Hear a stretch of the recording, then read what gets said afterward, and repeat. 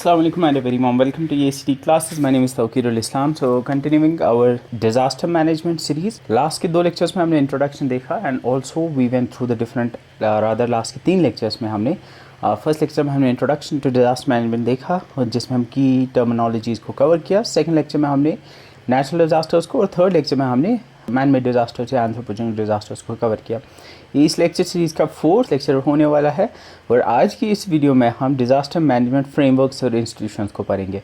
Now this is going to be the most important part of this series, क्योंकि मेरे हिसाब से सबसे ज़्यादा क्वेश्चन जो हैं चांसेस जो है क्वेश्चन आने के वो यहीं से हैं, because here will talk about the different international level frameworks, will talk about the national level frameworks and institutions. इसमें हम नेशनल डिजास्टर मैनेजमेंट एक्ट जो है, डिजास्टर मैनेजमेंट एक्ट 2005 जो सबसे इंपॉर्टेंट है उसके बारे में पढ़ेंगे। Will talk about the national disaster management authority NDA में, और इसके अलावा एनडीआरएफ और एसडीआरएफ जैसी एंटिटीज़ के बारे में पढ़ेंगे। सो आज की वीडियो में बहुत सारा थियोरेटिकल भी है बट बहुत सारे फैक्चुअल नॉलेज भी है। So I will tell you accordingly कि कहाँ पे कौन सी चीज़ कैसे थियोरेटिकली, कौन सी थियोरेटिकल चीज़ इंपॉर्टेंट है, कौन सी फैक्चुअल चीज़ इंपॉर्टेंट है। तो स्टार्ट करते हैं सबसे पहले इंटरनेशनल फ्रेमवर्क से। तो इंटरनेशनल फ्रेमवर्क्स की बात जब करते हैं तो इंटरनेशनल फ्रेमवर्क्स बेसिकली है क्या, डिज़ास्टर मैनेजमेंट के फील्ड में जितने भी आज तक जो सबसे इम्पॉर्टेंट फ्रेमवर्क्स बनाए गए हैं डिज़ास्टर रिस्क रिडक्शन के को इम्प्रूव करने के लिए या डिज़ास्टर मैनेजमेंट के रिगार्डिंग, उनके बारे में हम बात करेंगे। इसमें जो सबसे पहला आता है that is the international decade for natural disaster reduction 1990 to 1999। ये मैंने पहले भी बताया था कि 1990 टू 99 का जो डेकेड है उसको यूनाइटेड नेशन ने international decade for natural disaster reduction decade designate किया था। इसके रिगार्डिंग हमें पढ़ना है व्हेन वाज इट डन, और इसमें what were the goals that were suppose to be achieved, वो सारी चीज़ें हम पढ़ेंगे। उसके बाद इसी डेकेड के अंदर 1994 में Yokohama strategy and plan for action for a safer world, ये Yokohama is a place in Japan, वहाँ पे एक इंटरनेशनल डिज़ास्टर मैनेजमेंट कॉन्फ्रेंस होती है और उसी कॉन्फ्रेंस में 1994 में ये प्लान बनाया जाता है।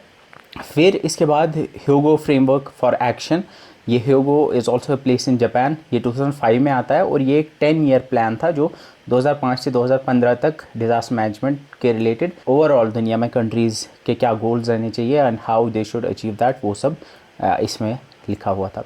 उसके बाद सेंडाई फ्रेमवर्क आता है जो आज की डेट में चल भी रहा है। ये एक 15 ईयर प्लान है, Sendai framework for disaster risk reduction SFDRR, जो 2015 में आया एंड ये 2030 तक गोल्स डिफाइन करता है। सो ये इसमें तीन अगर देखोगे इंपॉर्टेंट जो है वो योकोहामा, ह्योगो और सेंडाई आते हैं, इनके डेट से याद रखने ये पूछे जाते हैं। So to start with will start the international decade for natural disaster reduction, जो ऐसे ऑलरेडी मैंने बोला ये डेकेड 1990 से लेकर 1999 का डेकेड है and United Nations general assembly में ये प्रोक्लेम किया गया था 1989 में कि जो 1990 से 1999 का जो डेकेड होगा उसको डेजिग्नेट किया गया as international decade for natural disaster reduction. इसका स्लोगन और विजन था towards a safer world for the 21st century, ये भी पूछा जा सकता है, ये आप याद रखोगे। ये फर्स्ट कोऑर्डिनेटेड ग्लोबल एफर्ट था to address the rising human and economic cost of natural disasters, यानी नेचुरल डिजास्टर्स की वजह से जो ह्यूमन और इकोनॉमिक लॉसेस होते थे उसकी तरफ ये एक पहला कोऑर्डिनेटेड ग्लोबल एफर्ट था, यानी पूरी दुनिया में या दुनिया के अक्सर मुल्कों ने मिलकर ये एक पहला एफर्ट जो है इस डायरेक्शन में लिया था कि हम डिज़ास्टर्स, नेचुरल डिज़ास्टर्स की वजह से होने वाले ह्यूमन और इकोनॉमिक लॉसेस को एड्रेस कर पाए। इसके प्राइमरी ऑब्जेक्टिव्स क्या थे?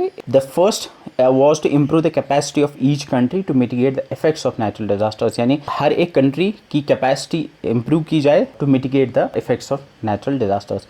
अब इसमें मिटिगेशन क्या होता है, कैपेसिटी क्या होती है, आई गेस ये चीज़ आपको क्लियर होगी। इसके अलावा to devise appropriate guidelines and strategies for applying existing scientific and technical knowledge, यानी जो एग्जिस्टिंग उस टाइम पे डिज़ास्टर्स के रिलेटेड साइंटिफिक नॉलेज थी या टेक्निकल नॉलेज थी उसको अप्लाई करके अप्रोप्रिएट गाइडलाइंस और स्ट्रैटेजीज बनाई जाएंगी। इसके अलावा साइंटिफिक और इंजीनियरिंग एंडियोर्स को बढ़ावा दिया जाएगा ताकि जो एग्जिस्टिंग गैप्स हैं साइंटिफिक नॉलेज या टेक्निकल नॉलेज में रिलेटेड टू डिज़ास्टर्स उनको फिल किया जाए। इसके अलावा इंफॉर्मेशन डिसमिनेट की जाए, जो हम पढ़ते हैं अर्ली वार्निंग सिस्टम्स में, तो नेचुरल डिज़ास्टर्स के रिगार्डिंग असेसमेंट, प्रिडिक्शन, प्रिवेंशन और मिटिगेशन के रिलेटेड इन्फॉर्मेशन डिसमिनेट की जाए। इसके अलावा असेसमेंट, प्रिडिक्शन, प्रिवेंशन और मिटिगेशन के मेजर्स नए बनाए जाएँ, डेवलप किए जाएँ और कंट्रीज़ एक दूसरे के साथ मिलकर जो है टेक्नोलॉजी ट्रांसफ़र करें। सो ना इस पे क्वेश्चन कैसे आएगा? So may be they would ask you which of the following was not among the primary objectives of IDNDR। हो सकता है, दैट्स क्वाइट रेयर कि इस तरह का क्वेश्चन आएगा, बट पूछा जा सकता है। सो इसमें आई गेस अगर आपने ये एक बार पढ़ा होगा तो you would be able to identify इसमें क्या था। तो capacity building of the countries was the first point objective, second was guidelines frame करना, third was scientific engineering endeavours को फॉस्टर करना, fourth was information dissemination and fifth one was development and implementation of measures for assessment, prediction, prevention and mitigation. अब इसके की characteristics की अगर हम बात करेंगे या फोकस किन एरियाज पे, first was the science centric approach. अगर आपने यहाँ पे भी देखा ऑब्जेक्टिव्स में हमने बात की थी to foster scientific and engineering endeavours. तो फर्स्ट फोकस जो था दैट इसका फर्स्ट कैरेक्टरिस्टिक था साइंस सेंट्रिक अप्रोच, यानी IDNDR जो है ये हैवीली फोकस कर रहा था, इसने हैवीली फोकस किया था साइंटिफिक और टेक्निकल कम्युनिटी पे। प्राइमरी फोकस जो था वो था कि जो भी नेचुरल डिजास्टर्स हो रहे हैं उनके फिजिकल फिनोमेना को समझा जाए यूजिंग डिफरेंट साइंस की जो स्ट्रीम्स है लाइक सेस्मोलॉजी या मेट्रोलॉजी या हाइड्रोलॉजी को, इन सारे फील्ड्स की हेल्प से हम अंडरस्टैंड कर पाए कि इनके अंडरलाइंग रीजन या कॉजेज क्या होते हैं। दूसरी चीज़ जो थी इसमें ये था कि इसमें एम्फेसिस दिया गया नेचुरल हैज़ार्ड्स पे। ऑलरेडी जो आप ऊपर देख भी पा रहे होंगे नेम में ही था international decade for natural disasters, यानी it focus on natural disasters rather than on man made disasters. Man made disasters पे फोकस नहीं था इसका। Fourth one was top down structure. Top down structure का मतलब है कि इसका फोकस जो था वो नेशनल गवर्नमेंट्स या साइंटिफिक इंस्टीट्यूशंस जो एपेक्स लेवल पे है उन पे था कि हाउ दे विल, वो किस तरह से जो है एक दूसरे के साथ कोऑर्डिनेट कर सकते हैं और किस तरह से वो डिजास्टर मैनेजमेंट कर सकते हैं, rather than focusing on the community based participation, या जो नीचे लोग हैं उन पे फोकस करने के बजाय ये इसका फोकस जो था वो टॉप लेवल पे था। तो एक टॉप डाउन स्ट्रक्चर पे फोकस था इसका, ठीक है। इसके बाद अवेयरनेस रेजिंग पे भी ऑब्वियसली था, एंड यहाँ पे अवेयरनेस रेजिंग किस चीज़ को लेके थी, इसका जो मेजर फंक्शन था इस इंटरनेट IDNDR का, वो मेजर फंक्शन ये था कि डिज़ास्टर्स जो हैं उनको हम सिर्फ एक्ट्स ऑफ गॉड ना समझे, इनको हम ऐसे इवेंट्स समझे जिनका इम्पैक्ट हम रिड्यूस कर सकते हैं।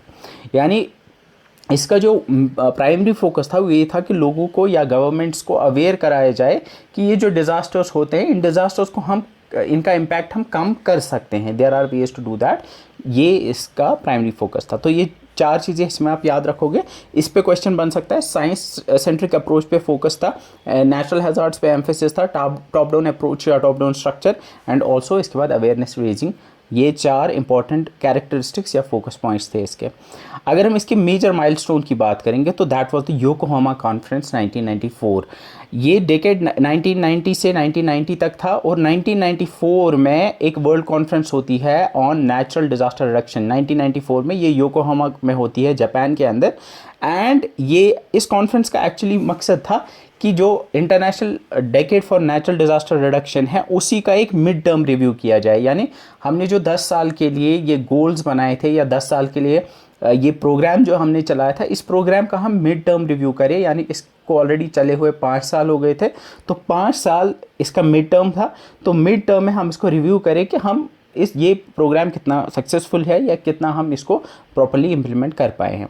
इस कॉन्फ्रेंस में, ये जो योकोहामा कॉन्फ्रेंस हुई, इस कॉन्फ्रेंस से ही निकलता है Yokohama strategy and plan of action for a safer world. एक डॉक्यूमेंट है जिसके बारे में हमें पढ़ना भी है, वो यहीं से निकलता है। तो कहने का मतलब ये है कि ये जो international decade for natural disaster reduction है, इसका जो मेजर माइलस्टोन था वो ये था कि इसी डेकेड के अंदर जब इसका मिड टर्म रिव्यू हुआ था world conference on natural disaster reduction 1994 में, तो वहीं से निकला फिर आपका Yokohama strategy and plan of action, जो कि 1994 में निकला था, ठीक है। तो ये योकोहामा स्ट्रैटेजी जो थी, योकोहामा स्ट्रैटेजी एंड प्लान जो था, it was world's first international framework जो कि एक्सप्लिसिटली स्टेट, जिसमें लिखा हुआ था कि डिज़ास्टर प्रिवेंशन जो है वो सस्टेनेबल डेवलपमेंट के साथ इंटीग्रेट किया जाना चाहिए। यानी सस्टेनेबल डेवलपमेंट और डिज़ास्टर मैनेजमेंट अलग अलग नहीं है। अगर जो हम डेवलपमेंट कर रहे हैं, जो हम सस्टेनेबल डेवलपमेंट कर रहे हैं, उसमें हमें डिज़ास्टर प्रिवेंशन, डिज़ास्टर मैनेजमेंट को भी इंटीग्रेट करना है, क्योंकि ये दोनों जो हैं एक दूसरे के साथ इंटरकनेक्टेड चीज़ें हैं। डेवलपमेंट और डिज़ास्टर प्रिवेंशन जो है ये डिफरेंट चीज़ें नहीं है। तो ये एक शिफ्ट हमें, एक कॉन्सेप्चुअल शिफ्ट हमें देखने को मिला योकोहामा स्ट्रैटेजी की वजह से। अब इसके अचीवमेंट्स क्या थे? पहली चीज़, international decade for natural disaster reduction का जो फर्स्ट अचीवमेंट था वो ये था कि इसने डिजास्टर रिडक्शन, रिस्क रिडक्शन को ग्लोबल एजेंडा पे लाया। यानी पहली बार countries were talking about it for the first time, जो है इंटरनेशनल लेवल पे एक ग्लोबल अवेयरनेस रेज की गई। This was the first step towards global disaster risk reduction, जो हमें देखने को मिला इसकी वजह से।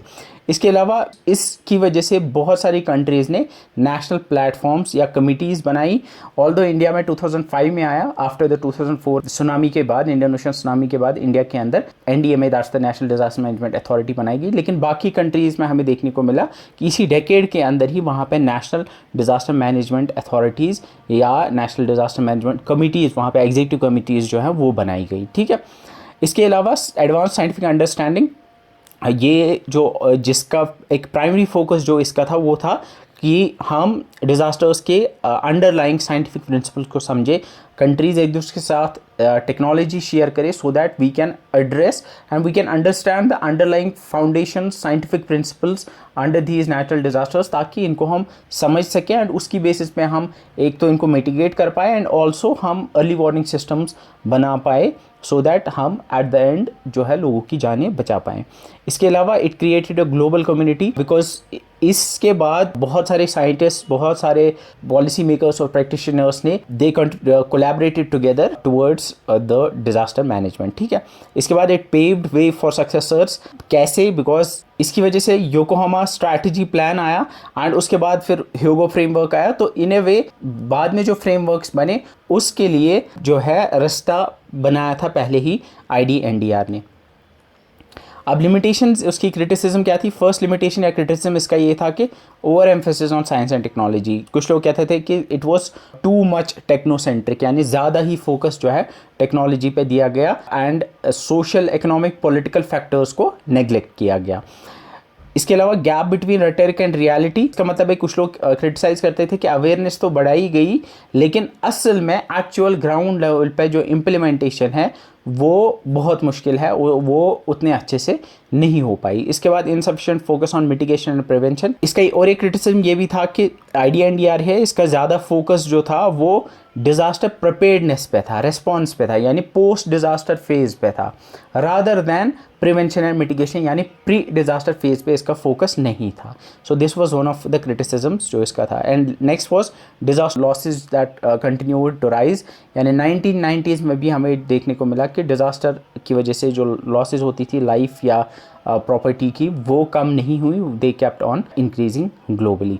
तो these were the criticism. The first one is over emphasis on science and tech, gap between rhetoric and reality, यानी ऑन ग्राउंड इम्प्लीमेंटेशन ये बस एक पॉलिसी डॉक्यूमेंट था, इसकी वजह से अवेयरनेस तो हुई लेकिन on ground reality was something different।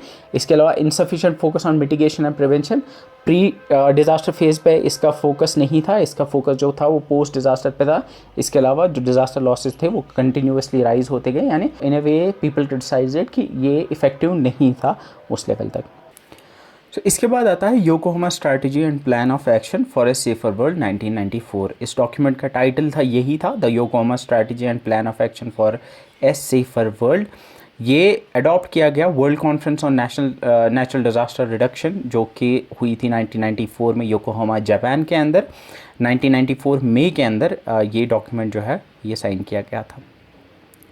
इसके बाद इसका पर्पस था असल में जो ऑलरेडी मैंने बताया कि it was as the official mid review of the international decade for natural disaster reduction 1990 से 1999 तक था, and to chart a course for its second half, यानी फर्स्ट हाफ का रिव्यू एंड सेकेंड हाफ यानी 1994 से लेकर 1999 तक उसका कोर्स डिफाइन करना, ये इसका पर्पस था। इसका जो प्राइमरी आउटकम था वो ये था कि नेचुरल डिज़ास्टर्स को लिंक किया गया टू सस्टेनेबल डेवलपमेंट, यानी जो डिज़ास्टर मैनेजमेंट है वो सस्टेनेबल डेवलपमेंट का ही पार्ट है, या that should be considered as a part of sustainable development.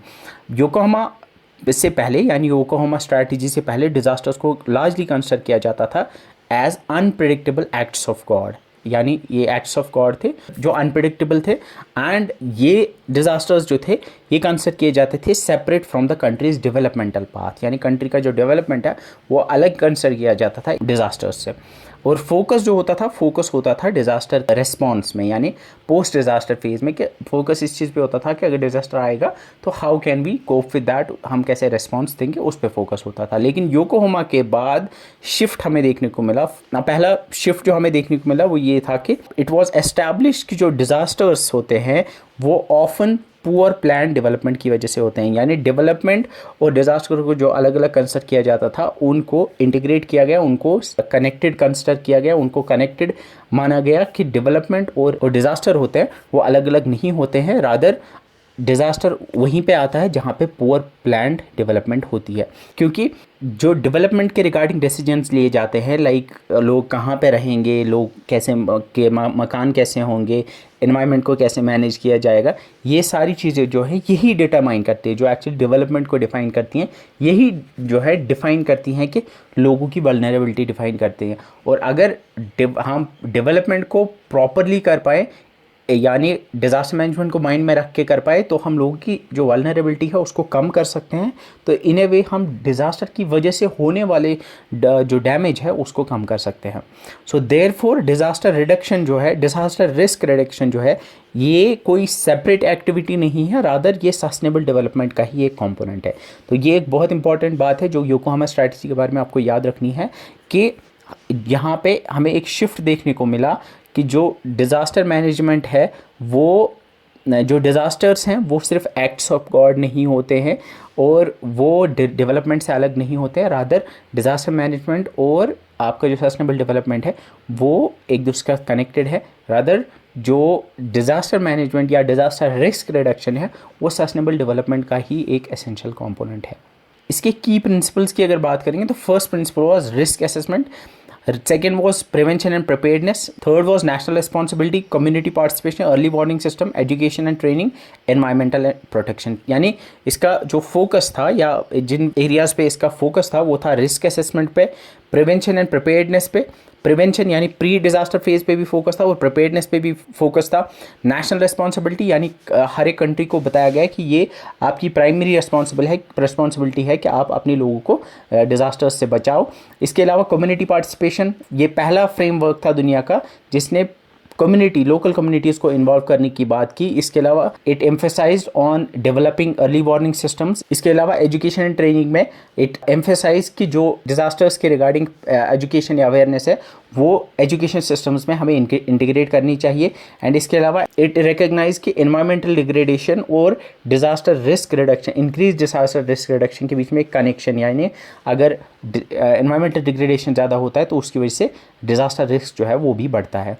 तो इसकी जो की प्रिंसिपल्स है, first one is risk assessment. It said कि रिस्क असेसमेंट जो है ये पहला स्टेप होता है डिज़ास्टर मैनेजमेंट में। सेकंड इज़ ये बताया गया कि प्रिवेंशन और प्रिपेयर्डनेस जो है ये दोनों डिज़ास्टर रिडक्शन पॉलिसी के कॉर्नर स्टोन्स हैं, यानी we should focus on both on pre and post disaster phases. ये नेशनल रिस्पॉन्सिबिलिटी है हर एक कंट्री की कि वो अपने लोगों को बचाएं। लोकल कम्युनिटीज़ की पार्टिसिपेशन, उसको बढ़ावा दिया गया। इसके अलावा अर्ली वार्निंग सिस्टम्स बनाने पे एम्फेसाइज किया गया। इसके अलावा स्कूल एजुकेशन सिस्टम्स में डिज़ास्टर अवेयरनेस और डिज़ास्टर एजुकेशन को इंक्लूड करने की बात की गई। इसके अलावा एनवायरमेंटल प्रोटेक्शन, एनवायरमेंटल डिग्रेडेशन और इंक्रीज डिज़ास्टर रिस्क के बीच के लिंक को रिकग्नाइज किया गया। इसके अलावा इस डॉक्यूमेंट में एक प्लान ऑफ एक्शन भी था। प्लान ऑफ एक्शन में बेसिकली क्या था कि actually it recommended some actions at different levels in a country, यानी नेशनल लेवल पे कंट्री के अंदर और डिफरेंट कंट्रीज या ग्लोबल लेवल पे कुछ एक्शंस जो हैं रेकमेंड की गई, उसको प्लान ऑफ एक्शन कहते हैं। ये इस डॉक्यूमेंट का एक पार्ट था।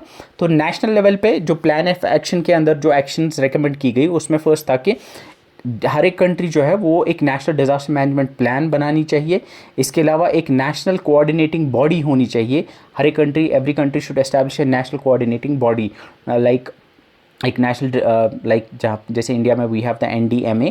इसके अलावा रिस्क असेसमेंट्स और हज़ार्ड मैप्स बनाने चाहिए कंट्री के डिफरेंट रीजन्स के। इसके अलावा बिल्डिंग कोड्स को स्ट्रेंथन किया जाना चाहिए और लैंड यूज़ प्लानिंग रेगुलेशंस को स्ट्रिक्टली इन्फोर्स किया जाना चाहिए। इसके अलावा लोगों में अवेयरनेस कैंपेन्स जो हैं करानी चाहिए ताकि वो अवेयर हो जाए रिगार्डिंग डिज़ास्टर मैनेजमेंट।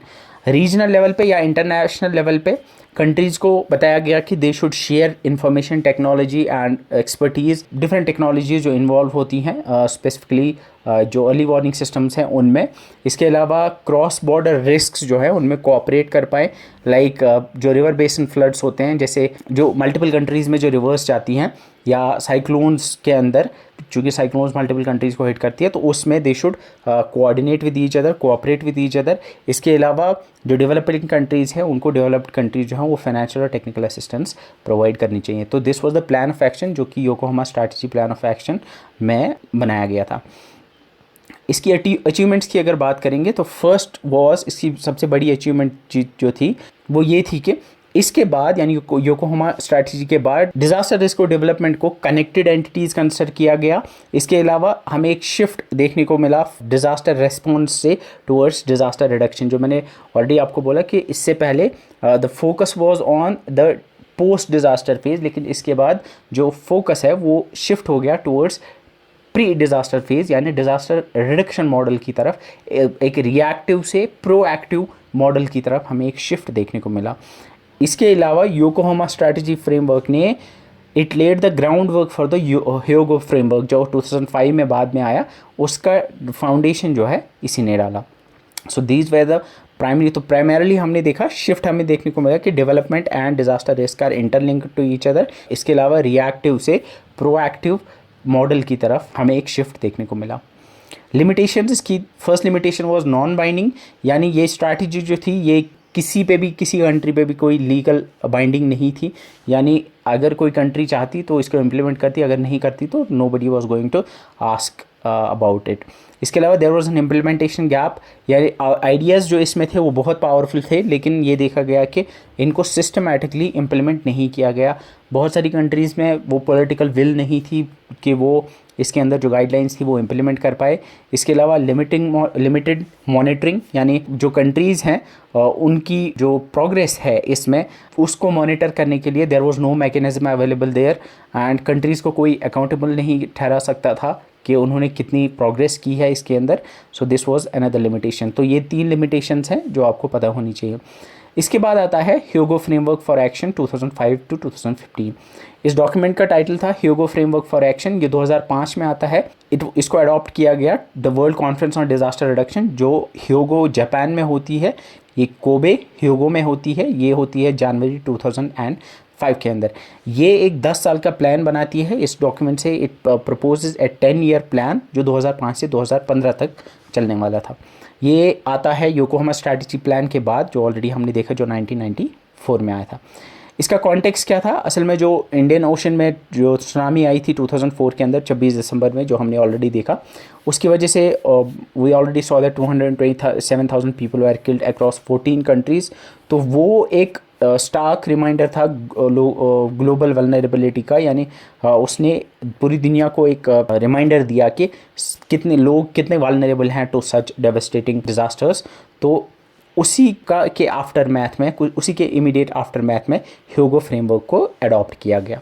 ठीक है, ये कॉन्फ्रेंस जो हुई थी ये कोबे ह्योगो में हुई थी, जो ऑलरेडी मैंने आपको बोला। एंड कोबे में भी एक मैसिव अर्थक्वेक हमें 1995 में देखने को मिला था। एंड यू कैन सी इसमें एक चीज़ आप देख रहे होंगे कि चाहे ह्योगो फ्रेमवर्क है या योकोहामा फ्रेमवर्क है या इसके बाद सेंडे फ्रेमवर्क है, ये तीनों जो हैं इनका नाम जो है वो एक्चुअली उन सिटीज़ पे है जहाँ पे ये कॉन्फ्रेंस हुई थी। ये तीनों सिटीज़ जो है ये जापान के अंदर है, और रीज़न इसके पीछे ये है कि Japan is one of the most vulnerable countries in the world. अगर हम देखेंगे सबसे ज़्यादा डिज़ास्टर जो है, क्योंकि वो पैसिफिक रिंग ऑफ फायर पे आता है, वहाँ पे हमें बहुत सारे अर्थक्वेक्स, इसके अलावा बहुत सारे ओशन रिलेटेड डिज़ास्टर्स भी हमें देखने को मिलते हैं। इसका जो गोल था कि to substantially reduce the disaster losses by 2015, यानी 2015 तक जो डिज़ास्टर की वजह से लाइव्स का या सोशल या इकोनॉमिक लॉसेज या एनवायरमेंटल लॉसेज होते हैं उनको सब्सटेंशियली रिड्यूस किया जाए। तो this was the goal of the Hyogo framework of action for action 2005. The Hyogo framework actually proposed 5 priorities for action. इस पूरे फ्रेमवर्क का ये एक्चुअली एक डॉक्यूमेंट है। इस डॉक्यूमेंट का ये सबसे इंपॉर्टेंट पार्ट है। तो ह्योगो फ्रेमवर्क है क्या? ये एक्चुअली एक डॉक्यूमेंट है जिसमें बहुत सारी चीज़ें हैं, और उसका ही एक पार्ट है the 5 priorities for action, and ये इसका सबसे इंपॉर्टेंट पार्ट कंसिडर किया जाता है। इसने एक्चुअली जो डिज़ास्टर रिस्क रिडक्शन है वो एक बहुत ही कॉम्प्लेक्स टॉपिक है, बहुत ही कॉम्प्लेक्स चैलेंज है, उसमें बहुत सारी चीज़ें हैं। एंड ये जो 5 प्रायोरिटीज़ फॉर एक्शन है, इसने एक्चुअली क्लियरली एक 5 इंटरकनेक्टेड प्रायोरिटीज़ दी थी। ये 5 प्रायोरिटीज़ जो हैं ये क्लियरली मेंशन करती हैं कि what should be the priorities of the country during these 5 years, या डिज़ास्टर मैनेजमेंट में हमारा जो प्रायोरिटीज़ होनी चाहिए वो किन 5 चीज़ों पे होनी चाहिए। अगर मैं एक समराइज़ करूँ, जो योकोहामा स्ट्रैटेजी थी उसमें एक्चुअली बताया गया था कि हमें क्या करना चाहिए, व्हाट शुड वी डू, लेकिन कैसे करना है वो ह्यूगो फ्रेमवर्क ने दिया। तो how we should achieve those goals वो किसने दिया था, वो ह्यूगो फ्रेमवर्क ने दिया था। तो ह्यूगो फ्रेमवर्क एक कंक्रीट प्लान ऑफ इम्प्लीमेंटेशन था, कंक्रीट प्लान फॉर इम्प्लीमेंटेशन था रिगार्डिंग द डिजास्टर मैनेजमेंट। ठीक है, सो जो आपका योकोहामा स्ट्रैटेजी थी उसने बताया था करना क्या है, और जो ह्यूगो फ्रेमवर्क है उसने बताया था कि करना कैसे है। So it was the difference between what and how. तो ये 5 प्रायोरिटीज़ जो है इन पे क्वेश्चन आ सकता है। First priority was ensure that disaster risk reduction is a national and local priority with a strong institutional basis for implementation. Second was identify, assess and monitor disaster risks and enhance early warning. Third was use knowledge, innovation, education to build a culture of safety and resilience at all levels. इसके बाद fourth priority was reduce the underlying risk factors, and fifth was strengthen disaster preparedness for effective response at all levels. ये 5 priorities हैं, इन पे question आ सकता है। तो first was ensure कराना कि डिज़ास्टर रिस्क रिडक्शन जो है ये एक नेशनल और लोकल प्रायोरिटी होनी चाहिए। सेकेंड वॉज कि डिज़ास्टर रिस्क को आइडेंटिफाई, एसेस और मॉनिटर किया जाना चाहिए और अर्ली वार्निंग सिस्टम्स को एनहांस किया जाना चाहिए। थर्ड प्रायोरिटी होनी चाहिए कि हम नॉलेज, साइंटिफिक नॉलेज और इनोवेशन को यूज़ करके एक culture of safety and resilience बना पाए eight all levels. Fourth one was कि जो अंडरलाइंग रिस्क फैक्टर्स हैं किसी भी डिजास्टर के रिलेटेड उनको हम कम कर पाए, उनको हम कम करने चाहिए। And fourth one was that we should strengthen the disaster preparedness, यानी प्री डिजास्टर फेज को हम स्ट्रेंथन कर पाने चाहिए for effective response at all levels. So इसमें जो ये 5 प्रायोरिटीज़ थी उसमें पहली प्रायोरिटी जो थी that was ensure that disaster risk reduction is a national and local priority। इसका मतलब है कि कंट्रीज डिजास्टर रिस्क रिडक्शन को एक ऑफिशियल पॉलिसी बनाने चाहिए। इसमें यानी government should make laws, government should dedicate budgets and they should establish a national and local coordinating bodies. ये 3 चीज़ें जो हैं ये गवर्नमेंट्स करनी चाहिए टू मेक श्योर कि जो डिजास्टर रिस्क रिडक्शन है वो उनकी एक नेशनल प्रायोरिटी लगे। ठीक है, सो फर्स्ट वॉज कि डिज़ास्टर रिस्क रिडक्शन जो है ये कंट्रीज़ की एक नेशनल प्रायोरिटी होनी चाहिए। वो कैसे उनकी नेशनल प्रायोरिटी बनेगी, जब उसके लिए वो लॉज बनाएंगे, उसके लिए वो फंड्स एलोकेट करेंगे, एंड इसके अलावा जब वो इसके लिए नेशनल कोऑर्डिनेटिंग बॉडीज़ बनाएंगे लाइक एनडीएमए जैसे इंडिया में हमें देखने को मिलता है। Second priority was identify, assess and monitor disaster risk and enhance early warning systems. इसका ये मतलब था कि हर एक कंट्री को अपनी रिस्क जाननी चाहिए, यानी दे शुड नो कि हम पे कौन से रिस्क हैं, मतलब यहाँ कौन कौन से डिजास्टर्स आ सकते हैं। वो कैसे करेंगे, by assessing and monitoring. Assess and monitor कैसे करेंगे, पहली चीज़ तो ये करें आइडेंटिफाई करेंगे, वो हज़ार्ड मैप्स बनाएंगे, वो देखेंगे कि कहाँ कहाँ पे कौन से हज़ार्ड्स हैं, कहाँ कहाँ पे कौन से हमारे कंट्री में कौन सी स्टेट के अंदर कौन से हज़ार्ड्स हैं, कौन से डिज़ास्टर्स आ सकते हैं, कौन से लोग हैं जो वल्नरेबल हैं और उनका क्या पोटेंशियल इम्पैक्ट हो सकता है। ये सारी चीज़ें जो आती हैं ये आपके आइडेंटिफिकेशन एंड असेसमेंट में आती है। इसके अलावा कंटिन्यूस मॉनिटरिंग होनी चाहिए। वो मॉनिटरिंग कैसे होगी, वो अर्ली वार्निंग सिस्टम्स के द्वारा होगी। There should be early warning systems in the country जो पहले ही आपको बता दे कि यहाँ पे डिज़ास्टर आ सकता है। ठीक है, सो फर्स्ट वॉज कि नेशनल लेवल पे डिज़ास्टर रिस्क रिडक्शन एक प्रायोरिटी बननी चाहिए। दूसरी चीज़ हर एक कंट्री जो है वो रिस्क को आइडेंटिफाई, असेस और मॉनिटर करनी चाहिए। Third was use knowledge, innovation and education to build a culture of safety and resilience. इसका मतलब ये है कि हर एक कंट्री पब्लिक अवेयरनेस रेज करनी चाहिए। स्कूल्स के करिकुलम में they should include disaster management and disaster safety. जो प्रोफेशनल्स हैं उनको ट्रेनिंग प्रोवाइड करनी चाहिए। इसके अलावा जो लोकल या इंडिजीनियस नॉलेज है उसको साइंटिफिक नॉलेज के साथ वो इंटीग्रेट करने चाहिए। ठीक है, so third was knowledge, innovation and education to build a culture of safety and resilience. इसके बाद reduce the underlying risk factors. इसका मतलब सिंपल टर्म्स में है कि जो भी रिस्क फैक्टर्स है उनको कम करना चाहिए। तो इन ए वे ये प्रिवेंशन का एक स्टेप था। उसमें ये बताया गया कि different activities like land use planning या बिल्डिंग कोड्स को एनफोर्स करके या क्रिटिकल इंफ्रास्ट्रक्चर को प्रोटेक्ट करके, रेजिलियंट लाइवलीहुड्स को प्रमोट करके रिस्क को कम करने चाहिए। ठीक है, इसके बाद जो फिफ्थ वन है that is strengthen disaster preparedness for effective response at all levels। इसका ये मतलब है कि although हमें प्रिवेंशन पे भी फोकस करना है, लेकिन ह्यूगो फ्रेमवर्क जो है वो ये रिकग्नाइज करता है कि अगर डिज़ास्टर होता है तो we should be prepared for that. हमारे पास प्रिपेयर्डनेस, हमें country should develop preparedness plans, वो ड्रिल्स एंड एक्सरसाइज कंडक्ट करनी चाहिए ताकि लोग पहले ही प्रिपेयर्ड हो। Emergency services, there should be emergency services, and इसके अलावा कंटिजेंसी फंड्स होने चाहिए ताकि अगर कल को डिज़ास्टर आता है तो we should be ready and prepared handle those effectively. तो इफ़ आई गो बैक, तो मुझे लगता है अब ये 5 प्रायोरिटीज़ जो हैं ये आपको याद भी हो गई हों और समझ भी आ गया होगा। सो इस ह्यूगो फ्रेमवर्क की जो 5 प्रायोरिटीज़ थी वो थी, पहली थी डिज़ास्टर रिस्क रिडक्शन को नेशनल और local priority banana. Second was risk को आइडेंटिफाई, एसेस और मॉनिटर करना और अर्ली वार्निंग सिस्टम्स को एनहांस करना। Third one was knowledge, innovation and education की हेल्प से अवेयरनेस रेज करना और culture of safety and resilience को बिल्ड करना। फोर्थ वन वाज जो अंडरलाइंग रिस्क हैं, रिस्क फैक्टर्स हैं, उनको रिड्यूस करना। एंड फिफ्थ वन वाज कि प्रिवेंशन के साथ साथ प्रिपेयर्डनेस पे भी फोकस करना और डिज़ास्टर प्रिपेयर्डनेस को स्ट्रेंथन करना ताकि रिस्पॉन्स जो है वो इफेक्टिव हो पाए। ठीक है, सो दीज वेर द 5, ये 5 आपको याद भी हो गए होंगे और मुझे लगता है समझ तो डेफिनेटली आ ही गए होंगे। इसके बाद हमें, अगर हम ह्यूगो फ्रेमवर्क के की शिफ्ट से की इनोवेशंस की तरफ देखेंगे तो पहली चीज़ जो थी ह्यूगो फ्रेमवर्क ने जो की वो ये थी कि जो योकोहामा स्ट्रैटेजी थी वो बस एक फिलोसफिकल या बस एक स्ट्रैटेजी थी, वो बस एक प्लान था जो बताता था कि हमें क्या करना चाहिए। लेकिन ह्यूगो फ्रेमवर्क था, ये एक प्रैक्टिकल गाइड था जो एग्जैक्टली हमें बताता था कि हमें कैसे करना चाहिए। ये एक प्रैक्टिकल गाइड था फॉर एक्शन, क्योंकि इसमें जो 5 प्रायोरिटीज़ दी गई थी, द 5 प्रायोरिटी प्लान, उसमें क्लियरली मेंशन था कि गवर्नमेंट्स को क्या क्या करना चाहिए उनको। जैसे वहाँ मेंशन था कि government should make laws, they should allocate funds and they should make agencies जो कि डिज़ास्टर मैनेजमेंट एजेंसीज जो कि स्पेसिफिकली डिज़ास्टर मैनेजमेंट के लिए हों। ठीक है, second thing was main streaming the DRR। जो डिज़ास्टर रिस्क रिडक्शन है ह्यूगो फ्रेमवर्क की वजह से वो मेन स्ट्रीम हो गया, यानी it became an important component of development planning. या एक तरह से जो डिज़ास्टर रिस्क रिडक्शन है ये सारे डेवलपमेंट प्लानिंग और पॉवर्टी रिडक्शन स्ट्रैटेजीज़ का एक एसेंशियल पार्ट बन गया after this Hugo framework.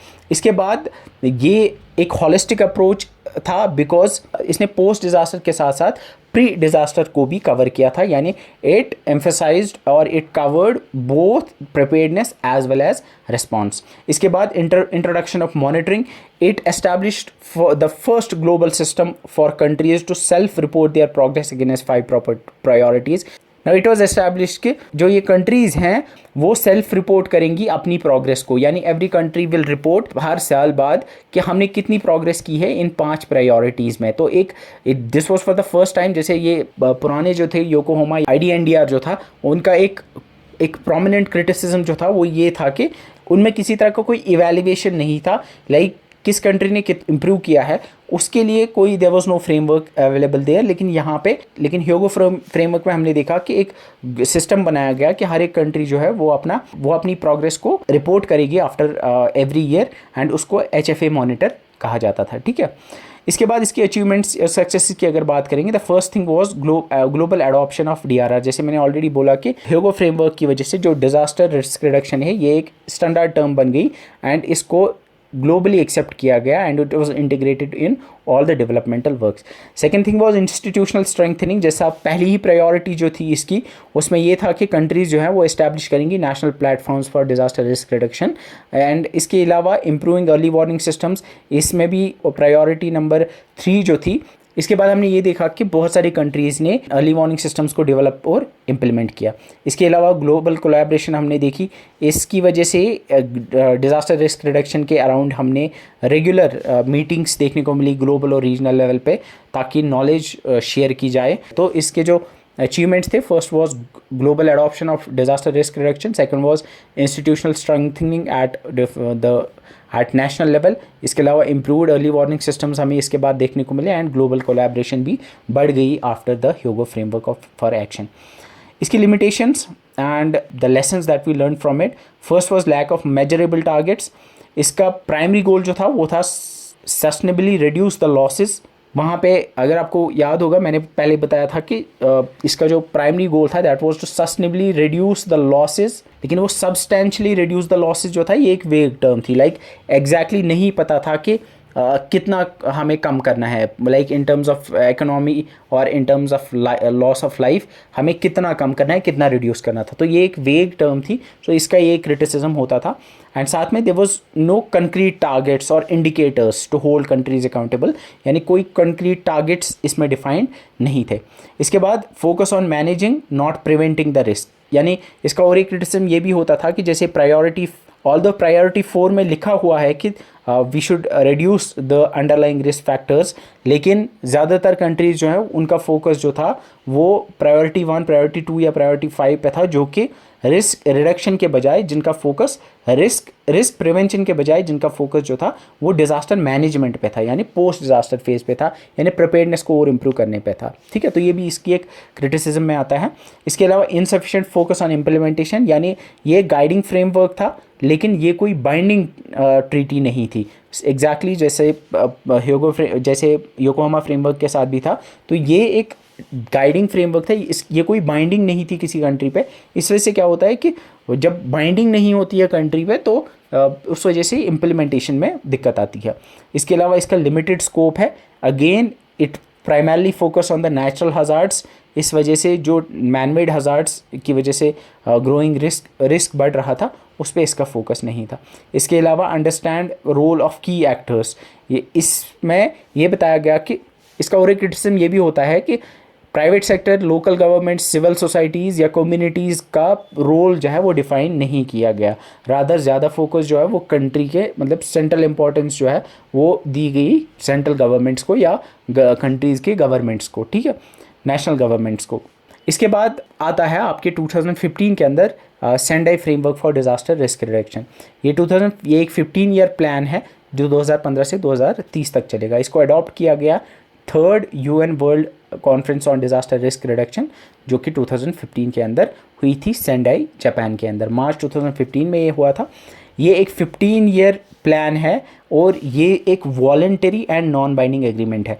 Just like all the agreements, ये चाहे ह्योगो फ्रेमवर्क है या आपका योकोहामा स्ट्रैटेजी थी, इसी तरह से आपका सेंडाई फ्रेमवर्क भी जो है ये एक नॉन बाइंडिंग एग्रीमेंट है, यानी ये किसी पर बाइंडिंग नहीं है। यानी इसमें जो गोल्स एक्शंस डिफाइंड है, अगर इस पर कोई सिग्नेटरी है भी तो इट डजेंट मीन कि उन पर ये बाइंडिंग है कि they should achieve all those goals. ये आता है आपके ह्योगो फ्रेमवर्क फॉर एक्शन के बाद, ये उसका सक्सेसर है। अब इसका कॉन्टेक्स्ट क्या है? एक्चुअली सेंडाई फ्रेमवर्क जो है इसको बनाया गया था ह्योगो फ्रेमवर्क के बाद, जो हमने ऑलरेडी देखा। ऑल्दो जो ह्योगो फ्रेमवर्क है सक्सेसफुल था अवेयरनेस रेज करने में, लेकिन जो ग्लोबल लेवल पे लॉसेस हो रही थी डिज़ास्टर की वजह से वो कंटिन्यू कर रही थी। यानी 2005 से लेकर 2010 तक जो हमने देखा, we saw a continued increase in the number of global economic losses जो हो रही थी। एंड ऑल्सो जो हमने वहाँ पे क्रिटिसिज्म में भी देखा कि जो ह्योगो फ्रेमवर्क फॉर एक्शन में हमने क्रिटिसिज्म देखा कि उसमें कोई मेजरेबल टारगेट्स नहीं थे, तो उसी वीकनेस के कॉन्टेक्स्ट में आपका सेंडाई फ्रेमवर्क आता है। ये फ्रेमवर्क जो आता है ये basically actually it was also influenced by the 2011 जो फुकुशिमा न्यूक्लियर डिज़ास्टर आया था, जब वहाँ पे सुनामी आई थी, उसका भी इस पे असर देखने को मिला था। इसकी कोर इनोवेशंस की अगर हम बात करेंगे तो it actually defined 7 global targets. जैसे हमने देखा जो ह्योगो फ्रेमवर्क फॉर एक्शन है उसमें हमने देखा देयर वर 5 प्रायोरिटीज़ जो उसने दी थी, इसी तरह से सेंडाई फ्रेमवर्क ने हमें 7 ग्लोबल टारगेट्स दिए। ये सबसे बड़ी इनोवेशन और which is the most significant evolution जो HFA के बाद हमने देखा वो यही था। इसने एक्चुअली 7 कंक्रीट मेजरेबल टारगेट्स दिए जिससे हम ग्लोबल प्रोग्रेस को एसेस कर पाए, यानी हम एक्चुअली एसेस कर पाए कि ग्लोबली किस कंट्री ने कितना या ओवरऑल दुनिया ने कितना प्रोग्रेस किया है इन डिज़ास्टर मैनेजमेंट। और ये 7 टारगेट्स क्या थे? First was substantially reduce global disaster mortality, यानी हमें इन 15 सालों में 2015 से 2030 तक ग्लोबल डिज़ास्टर मोर्टेलिटी यानी ग्लोबल डिज़ास्टर्स की वजह से जो मौतें होती हैं, जो लॉस ऑफ लाइफ होता है, उसको हमें कम करना है। Second was substantially reduce the number of affected people globally, यानी जितने लोग अफेक्ट होते हैं डिज़ास्टर्स की वजह से उसे भी हमें कम करना है। इसके बाद reduce the direct disaster economic loss in relation to the global gross domestic product, यानी डिज़ास्टर्स की वजह से जो ग्लोबल GDP को इफेक्ट होता है उसको भी हमें कम करना है। इसके अलावा fourth one was substantially reduce the disaster damage to critical infrastructure, यानी critical infrastructure like health and educational facilities या रोड्स को जो हिट इम्पैक्ट होता है, जो डैमेज होता है, उसको भी हमें कम करना है। Fifth one was substantially increase the number of countries with national and local disaster risk reduction strategies.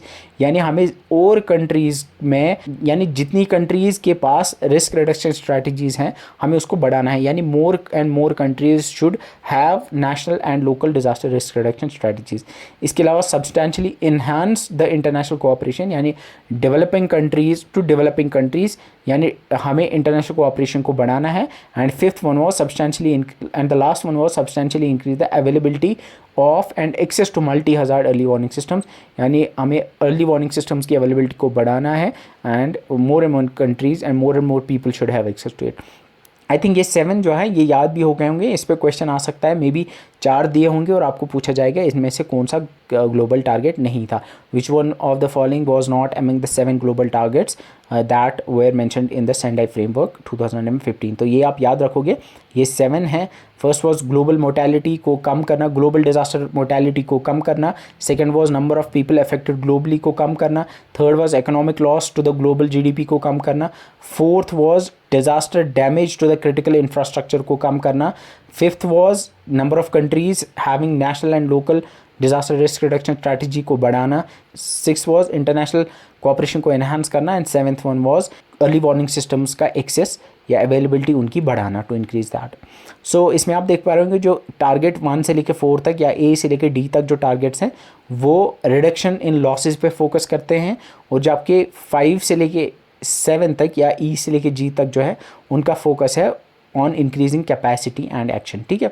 सो एक तो इसने ये 7 ग्लोबल टारगेट्स दिए थे ताकि इसका मकसद था कि हम एक क्लियर मेजरेबल गोल्स दे पाएँ जिनको हम मेजर कर पाएँ. इसके बाद और एक चीज़ जो इसने दी थी, इसमें जो थी वो थी द 4 प्रायोरिटीज़ फॉर एक्शन. जैसे ह्यूगो फ्रेमवर्क में 5 प्रायोरिटीज़ थी, यहाँ पे हमें 4 प्रायोरिटीज़ फॉर एक्शन इसने दी थी. First one was priority 1 should be understanding the disaster risk, यानी डिजास्टर के रिस्क को हमें समझना चाहिए. Second thing is strengthening disaster risk governance to manage the disaster risk. Third one is investing in the disaster risk reduction for resilience, and the fourth one is enhancing disaster preparedness for effective response and to build back better in recovery, rehabilitation, reconstruction. सो ये जो 4 इसमें priorities दी गई थी, first one is understanding the disaster risk. के risk को हमें कंप्रहेंसिवली understand करना चाहिए और हमें कंप्रहेंसिव रिस्क असेसमेंट्स करनी चाहिए जो कि सारे सोशल, इकोनॉमिक, एनवायरमेंटल और फिजिकल डिमेंशंस को कवर कर पाए. Second thing that was the strengthening disaster risk governance to manage disaster risk. इसका मतलब है कि government countries should make laws, institutions and accountability mechanisms at national and local level regarding the disaster risk reduction. इसके बाद investing in disaster risk reduction, इसका मतलब है कि government should invest in disaster risk reduction for resilience. And the fourth one is governments should prioritize preparedness, and इसमें build back better का concept है वो ऐड किया गया. तो ये भी पूछा जा सकता है build back better, याद रखना it's related to the Sendai framework. इसमें हमें की शिफ्ट्स की अगर हम बात करेंगे जो ह्यूगो फ्रेमवर्क से डिफरेंट क्या था सेंडाई फ्रेमवर्क में. First was shift from managing to preventing risk. इसमें हमें सेंडाई फ्रेमवर्क में एक स्ट्रॉन्गर एम्फेसिस दिया गया preventing the creation of a new risk, not just managing the exist risk. यानी जो existing risk है सिर्फ उनको हम ना मैनेज करें, रादर जो नए रिस्क हैं उनको बनने से हम रोकें.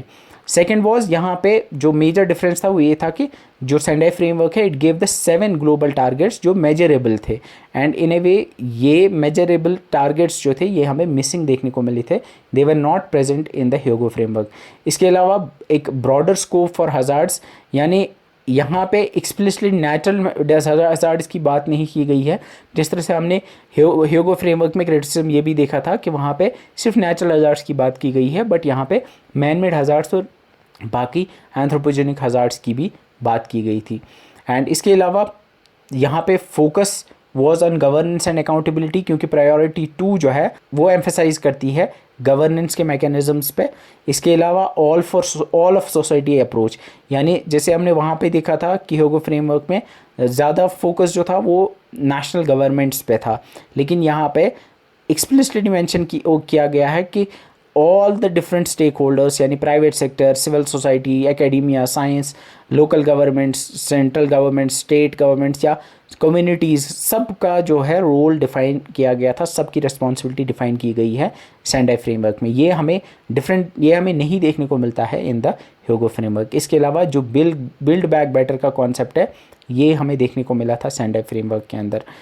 एंड इसके अलावा it gives a much greater prominence to health. ये डिज़ास्टर रिस्क रिडक्शन एक्टिविटीज़ में हेल्थ को प्रोमिनेंट इंपॉर्टेंस देता है। That's quite different from the Hyogo framework. तो अब सेंडाई और ह्यूगो फ्रेमवर्क में जो डिफरेंसेस हमें देखने को मिली थी, फर्स्ट वाज कि सेंडाई फ्रेमवर्क में सिर्फ एग्जिस्टिंग रिस्क को मैनेज करने के बजाय नए रिस्क को बनने से नए रिस्क के क्रिएशन को प्रिवेंट करने पे एम्फेसिस दिया गया। सेकंड थिंग इज़ कि इसने 7 ग्लोबल टारगेट्स दिए जो मेजरेबल थे, that was missing in the Hyogo framework. इसके अलावा ह्यूगो फ्रेमवर्क में सिर्फ बात की गई थी नेचुरल हज़ार्ड्स की, but here natural as well as man made hazards की भी बात की गई। इसके अलावा जो वहाँ पे इसके अलावा सेंडाई फ्रेमवर्क में जो है वो फोकस जो है वो गवर्नेंस पे था। इसके अलावा यहाँ पे हमें ऑल ऑफ सोसाइटी अप्रोच देखने को मिलता है, यानी सबके रोल्स डिफाइंड है। ह्यूगो फ्रेमवर्क में सिर्फ नेशनल गवर्नमेंट्स के रोल्स डिफाइंड थे। इसके अलावा बिल्ड बैक बेटर का कॉन्सेप्ट और हेल्थ रेजिलियंस पे फोकस हमें देखने को मिला। So if I summarise this all, जो फर्स्ट वन था international decade for natural disaster reduction IDNDR 1990 से लेकर 1999 तक, it was about raising awareness and इसका फोकस साइंस एंड टेक्नोलॉजी पे था और साथ में नेचुरल डिजास्टर्स पे इसका फोकस था। योकोहामा स्ट्रेटजी 1994 में आई थी। दिस वाज इसकी जो प्राइमरी अचीवमेंट हम कह सकते हैं, it was able to link the disaster reduction with sustainable development and it was able to shift focus from response to prevention, यानी प्री डिज़ास्टर फेज से पोस्ट डिज़ास्टर फेज से pre disaster phase पे focus जो है वो shift कर पाया था योकोहामा स्ट्रैटेजी। इसके अलावा जो ह्यूगो फ्रेमवर्क है जो 2005 में आया था, ये एक 10-year प्लान था and it was able to mainstream the disaster risk reduction. It provided a systematic plan with 5 priorities. जो 5 प्रायोरिटीज हमने देखी थी। सेंडाई फ्रेमवर्क बाद में आता है जो 2015 to 2030 है। ये करंट फ्रेमवर्क है। इसमें ब्रॉडर स्कोप था क्योंकि ह्यूगो फ्रेमवर्क में सिर्फ नेचुरल डिज़ास्टर्स की बात की थी। इसमें यहाँ पे it included both man made as well as natural disasters. इसमें मेजरेबल टारगेट्स 7 मेजरेबल टारगेट्स दिए गए जो मिसिंग थे ह्यूगो फ्रेमवर्क में। एंड यहाँ पे इसका फोकस जो था वो बिल्डिंग बैक बेटर पे था। ये इंपॉर्टेंट है, ये याद रखना।